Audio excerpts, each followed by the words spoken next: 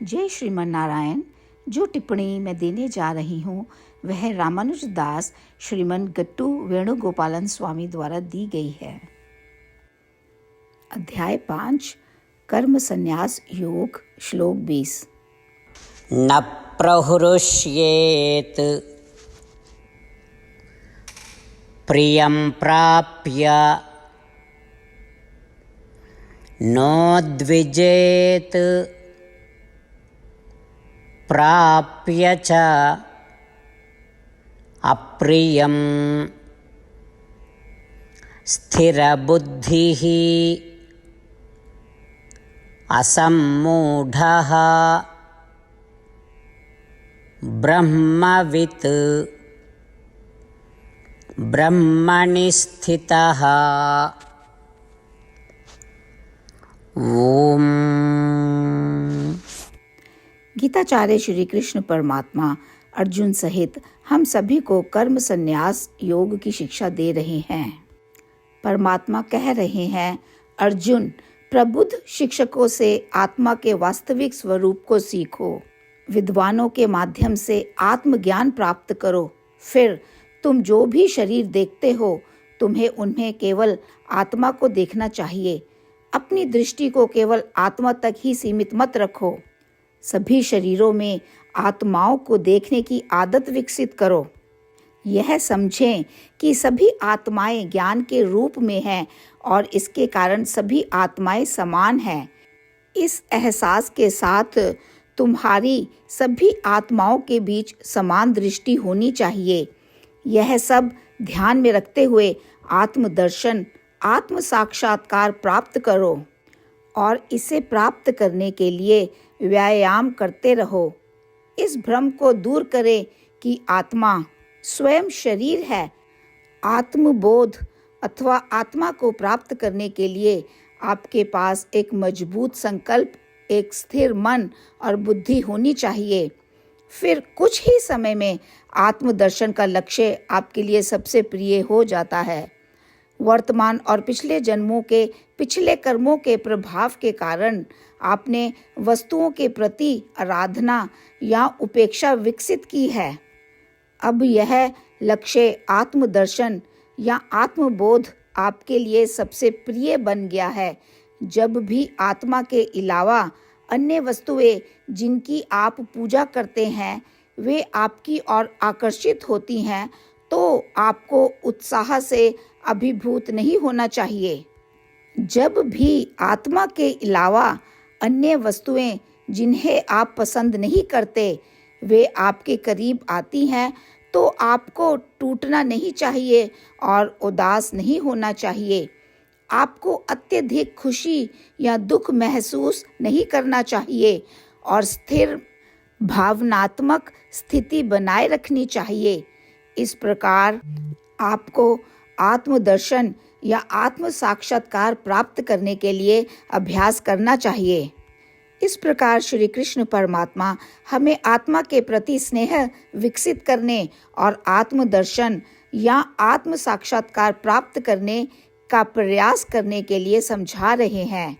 और वह यह भी बता रहे हैं कि अगर हमें वर्तमान और पिछले जन्मों के कर्मों के कारण वस्तुएं मिलती हैं या हम उनके प्रति आकर्षित होते हैं, तो भी हमें उन वस्तुओं के प्रति अपने उत्साह से अभिभूत नहीं होना चाहिए और हमें केवल आत्मबोध प्राप्त करने के लिए ही प्रयास करते रहना चाहिए। इस प्रकार श्री कृष्ण परमात्मा की शिक्षाओं का ध्यान करते हुए आइए हम अभ्यास करें और परमात्मा के शब्दों को यथावत दोहराएं। न प्रहृष्येत् प्रियं प्राप्य नोद्विजेत् प्राप्य च प्रियं स्थिरबुद्धिरसम्मूढो ब्रह्मविद् ब्रह्मणि स्थितः।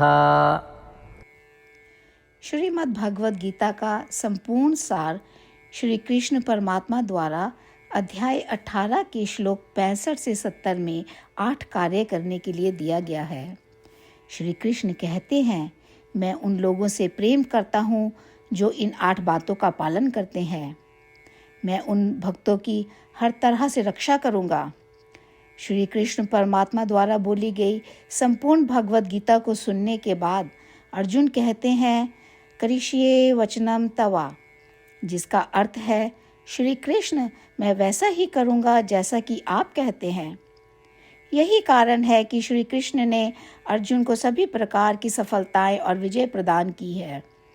आइए हम परमात्मा को अपना वचन दें कि हम इन 8 कार्यों का पालन करेंगे। परमात्मा को इस शब्द देने से बड़ी कोई पूजा, तप या यज्ञ नहीं है। मैं यह 8 व्रत कहूँगी जो हमें करने चाहिए। आप सब कृपया अपने मन और हृदय में इन पर विचार करें। इस तरह से हम श्री कृष्ण को अपना वचन देते हुए हम सभी श्री कृष्ण के प्रसन्न भरे मुख की कल्पना करें और इस आनंद को महसूस करें। जय श्रीमन नारायण। ये है हमारे 8 वादे। हमारा पहला वादा, हे श्रीमन नारायण, जैसा कि आपने निर्देश दिया है मैं हमेशा आपका ध्यान करूंगी और आपके बारे में सोचूंगी। हमारा दूसरा वादा, हे श्रीमन नारायण, जैसा आपने सलाह दी है हमेशा आपका भक्त रहूंगी।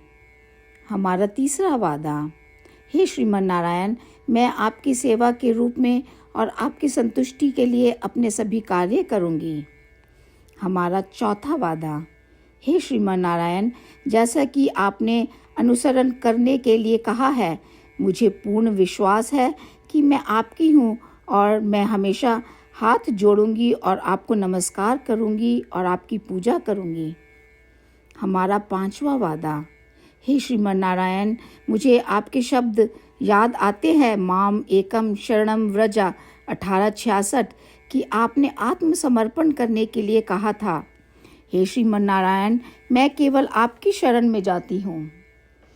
हमारा छठा वादा, हे श्रीमन नारायण, मुझे आपके शब्द माँ शुचः 1866 याद है कि आप हमें शोक ना करने का आश्वासन दे रहे हैं। मैं अब और शोक नहीं करूँगी। हमारा 7वां वादा, हे श्रीमन नारायण, आपने हमारे लिए श्रीमद् भागवत गीता प्रदान करके हम सभी पर कृपा की है और आशीर्वाद दिया है। मैं प्रतिदिन कम से कम 1 श्लोक पढ़ने या सुनने का वादा करती हूँ। हमारा 8वां वादा, हे श्रीमन नारायण, आपने गीता को पूरी मानवता तक पहुँचाया। मैं गीता में आपके दिव्य शब्दों को उन भक्तों तक पहुँचाने की कोशिश करूँगी जो गीता से अपरिचित हैं।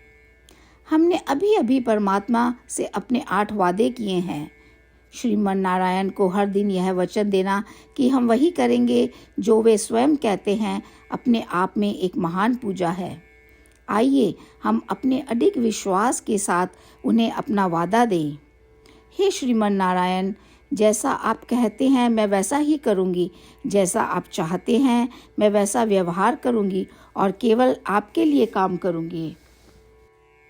श्रीमन नारायण करिष्ये वचनम तवा, जिसका अर्थ है श्रीमन नारायण, मैं आपके निर्देशों के अनुसार कार्य करूँगी। सर्वम श्री कृष्णा अर्पणमस्तु। जय श्रीमन नारायण। न प्रहृष्येत् प्रियं प्राप्य नोद्विजेत् प्राप्य च अप्रियं स्थिरबुद्धिः